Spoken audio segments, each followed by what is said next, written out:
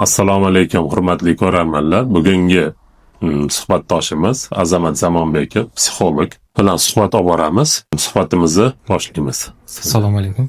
Azamat, mana ko'pchilikda psixologik tomondan o'nglana olmasliklarini kuzatamiz. Tushkunligi tushish. Nimadan kelib chiqadi? Tushmasdan to'g'ri ruhiyatda yurish qanaqa erishiladi? Shu haqida gapirib o'tsangiz. Savolingizga aynan konkretniroq yondashadigan bo'lsak, tushkunlikka tushish deyapsiz. Tushkunlikka tushish umuman psixologiya nuqtai nazaridan qiyin anglaniladigan, juda ham qutulish qiyin bo'linadigan emotsiyalardan bittasi. Eng yuqori bosqichini depressiya deydi.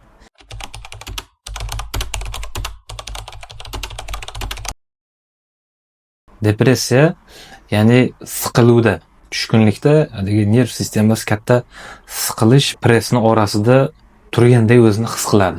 Shuning uchun bu holatdan chiqib ketish qiyin, chunki odamni o'zi ichkaridagi ustanovkalari, uni pozitsiyasi ana o'sha tushkunlikdan chiqib ketishga emas, qaytadan o'sha tushkunlikka kirishga yo'naltirilgan. Lekin uni birinchi o'rinda tan olish qiyin juda ham. Ya'ni uni siqilayotganligi, o'sha muammolarda yashayotganligi o'zidan ekanligini, ya'ni ichkaridagi mexanizmlarni ishlashidan ekanligini tan olishi juda ham qiyin. Ikkinchidan, mas'uliyatni bo'yniga olgisi kelmayapti. Mana masalan, buni obrazni aytadigan bo'lsak, bolaga o'yinchoq olib bermadingiz. Endi kimnidir ayblaydi. Ayblaydi, boshida g'azab bo'ladi, g'azabdan keyin tushkunlikka tushadi bola. Men hech kim emasman, boshqa u ilojsiz holatga keladi. Shunaqangi pozitsiyada turibdiki, hech qanaqangi ilojsiz chiqib ketadigan yo'lni bilmaydi. Ichkaridan ham, tashqaridan ham opora yo'q unda. Puli yo'q masalan bolani borib mashina olib keladigan yoki tashqaridagilarni majburlab aytib olib keltiradigandek sotsialniy uni pozitsiyasi unga yo'l qo'ymaydi, yo'l bermaydi. Ya'ni birovga borib olib kel deb buyruq bera olmaydi kattalarga. U mana bola paqir deydi-yu. Shunaqa. Bola paqir deganda ilojsiz, na iqtisodiy tomondan, na fizически birovni majbur qila olmaydi, o'zini haligi tinchlantira olmaydi. Ya'ni bu yerda bola juda ham qiyin ahvolda. Yoshi katta odamda ham shunaqangi detskiy reaksiyalar ishlab turgan bo'ladi. U bola qanday chiqib ketadi endi bu holatdan deganda, qachonki bu narsalar unutilsa va boyaga o'yinchoq mayli kerak emas desa, ya'ni tark etsa. Bu yerda bog'lanib qolish bo'lyapti.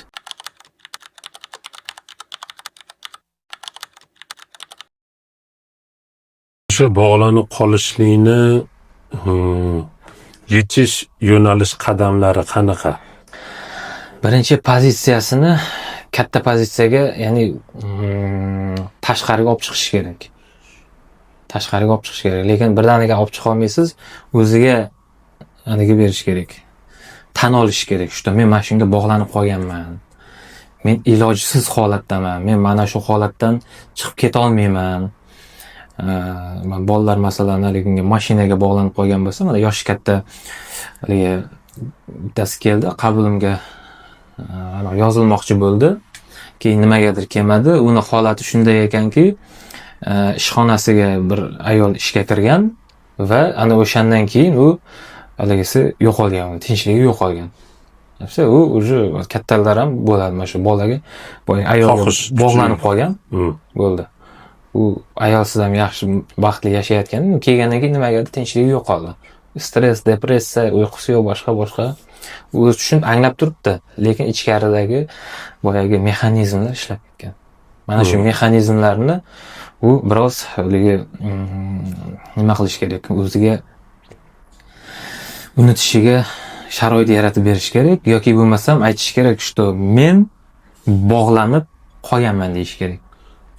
Endi bog'lanib qolganlikni tan olish, tan oldi ham deylik. U qanaqa fikrlasa bu holatdan chiqib keta oladi? Birinchidan o'shani yo'nalishini bir ikki og'izda gapirib o'tsangiz. Xo'p. Birinchidan u tan olishi kerak, o'sha bog'lanib qolganligiga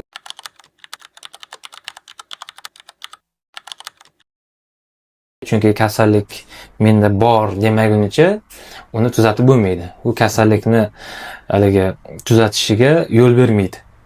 To'siq turibdi, anaqa turibdi. Qalqon turibdi, shit. Haligi bitta bunga yo'lamanglar, bu meni ong ostimdagi bu qismimga kirmanglar. O'ziga ham kirishga yo'l qo'ymaydi, boshqalarga ham kirishiga yo'l qo'ymaydi. Mana shu kasal ekanligi, masalan, haligi aroq ichishga yoki chekishga yoki qandaydir narsalarga bog'lanib qolgan, ovqatga bog'lanib qolgan, uni mana shu narsani kasallik ekanligini, mana shundan qutulish kerak ekanligini tan olmaydi. U tili bilan aytadi, lekin qalbida joy bermaydi. Ha, rostdan ham men mana shunga bog'lanib qolganman. Tavba demaydi. Birinchi qadam tavba hisoblanadi. Ana o'shani haligi zapretni, qalqonni olish kerak. Qalqonni olish degani tan olish. Bog'lanib qolganman. Ikkinchidan o'sha bog'liqlikdan o'zini ajratib olish kerak bu. Ip bilan bog'lanib qo'ygandayda, haligi obraz majoziy gapiradigan bo'lsak, ip bilan bog'langan. Endi ip bilan bog'langan bo'lsa, uni masalan jismoniy bog'langan bo'lsa, u ipi yechiladi yoki kesiladi. Ya'ni uziladi. Fikr bilan chiqiladigan bo'lsa, unda qanaqadir bir fikrlash yo'nalishi bo'lishi kerak. O'sha yo'nalishda qanaqa o'ylash kerak yoki mana shu to'g'risida edi savolim. O'shani haqida bir yuzakroq bo'lsa ham, bir muammoga qaraganda, boshqa rakursdan qaralganda, u umuman boshqacha bir effekt berishni boshlaydi. Bir muammoga-da. Ya'ni miya uni qo'yib yuborishi mumkin. O'sha rakursni o'zgartirishda qanaqa yo'l tutiladi? Bu joyda to'yish kerak uni.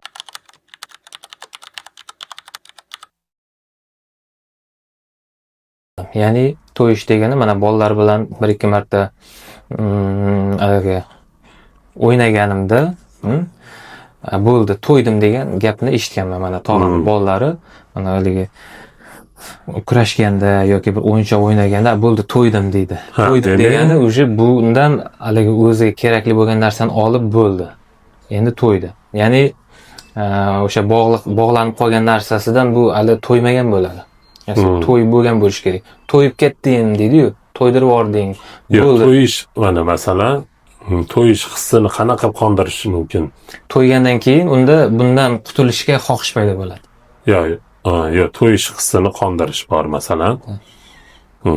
Bitta narsani olish xohlaydi odam. To'g'rimi?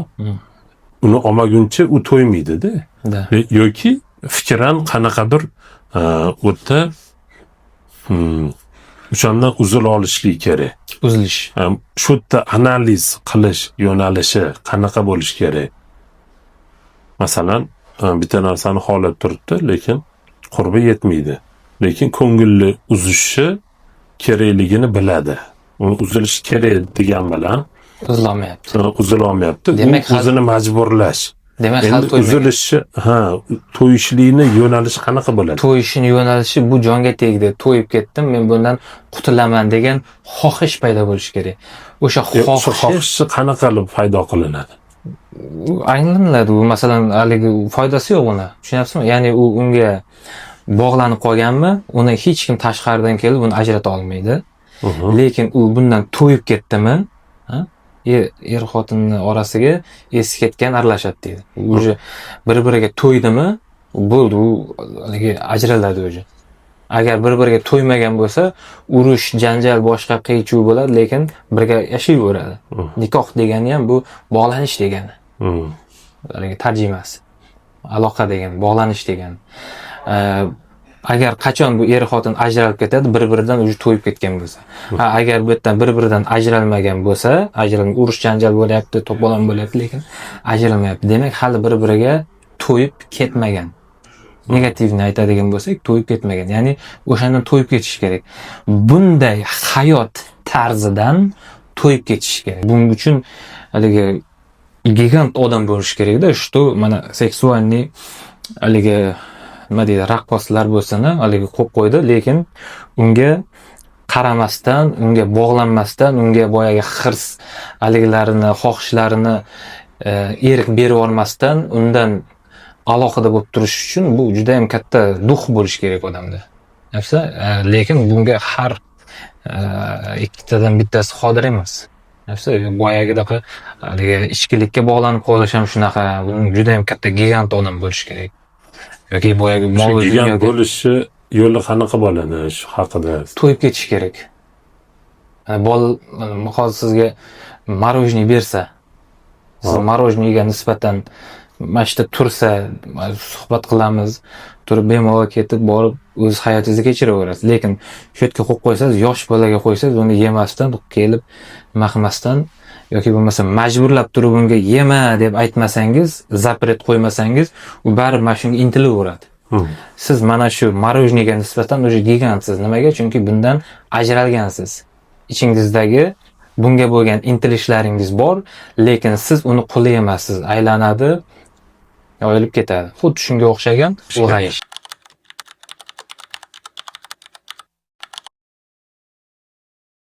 Ulg'ayishga nima, bir kitob o'qish kerakmi yoki bir fikrlash kerakmi qanaqasidir darajada o'sha haqida?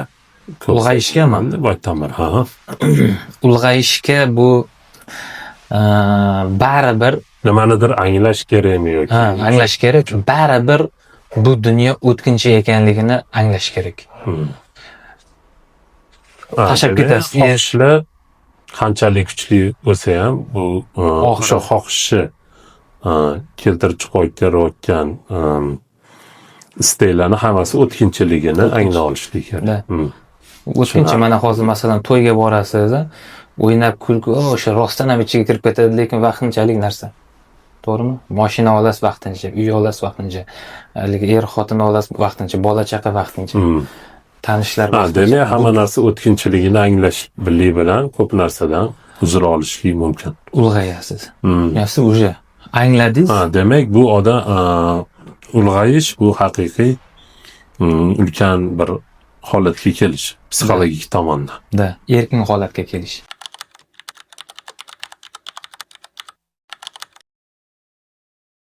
Erkin holatga kelish. Ya'ni baribir ertami, kechmi tashab ketadigan narsangizga nima qilasiz bog'lanib qolib. Tushundingizmi? Mana shu pozitsiyada tursangiz, siz ulg'ayasiz o'sha. Yetuk bo'lasiz. Yetuk inson adagasi. Ilgari surilgan-ku oldingi psixologlarda, oldingi zamon psixologlari yetuk inson adagasini tushunchasini ilgari surishgan. O'sha yetuk inson boyagi bog'lanib qolishlaridan qutulgan inson.